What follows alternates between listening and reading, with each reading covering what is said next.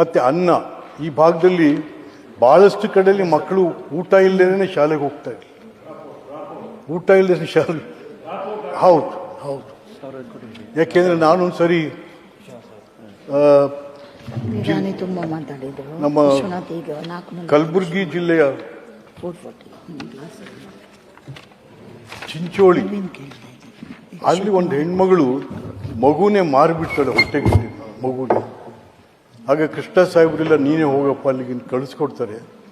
ಹೋಗಿ ನಾವು ವಾಪಸ್ ಬರುವಂಥ ಸಂದರ್ಭದಲ್ಲಿ ಪಾನ್ ಹಾಕ್ಕೊಡ್ತಾ ಇದ್ದೀವಿ, ನೀರು ಮುಕ್ಕಳಿಸ್ಲಿಕ್ಕೆ ಉಗಿದಾಗ ಅಲ್ಲಿ ಒಂದು ಹೆಣ್ಮಗಳು ಹೋಗ್ತಾ ಇದ್ವಿ.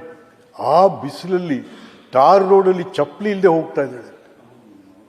ನಾನು ಅವಳು ನಿಲ್ಲಿಸಿ, ಏನಮ್ಮ ಎಲ್ಲಿಗೆ ಹೋಗ್ತಾ ಇದ್ದೀ, ದೌಡ್ ಹೋಗ್ತಾ ಇದೆಯಲ್ಲ, ನಿನಗೆಲ್ಲರೂ ಇಲ್ರಿ ಸರೇ, ಮತ್ತೆ ನೋಡ್ರಿ ಸರೇ, ನಾನು ಕೂಲಿಗೆ ಹೋಗಿದ್ದೀನಿ ರೀ, ನನ್ನ ಮಗುನಲ್ಲಿ ಶಾಲೆಗೆ ಬಿಟ್ಟು ಬಂದಿದ್ರಿ, ಇಷ್ಟೊತ್ತಾಗಿದೆ, ಆ ಮಗು ಯಾರ ಮನೆ ಬಾಗಿಲಲ್ಲಿ ನಿಂತಿದ್ಯೋ ಅನ್ನಕ್ಕೆ. ಹಾಗಾದರೆ ಮನೆಯಲ್ಲಿ ಮಾಡಿ ಇಟ್ಟಿದ್ದೀಯ ಆ ಮಗುಗೆ? ಇಲ್ರಿ ಸರೇ, ಮತ್ತೆ ಅಲ್ಲಿ ಎಲ್ಲರೂ ಬೇಡಿ ತಿರಿದು ತಿನ್ನಿಸ್ಬಿಟ್ಟು ಬರಬೇಕು. ಎಂಥ ಪರಿಸ್ಥಿತಿ ರೀ, ಮನೇಲೂ ಏನೂ ಇಲ್ಲ, ಬೇಡಿ ತಿರಿದು ತಿನ್ನಿಸ್ಬಿಟ್ಟು ಬರಬೇಕು ಮಗುಗೆ ಅಂತ.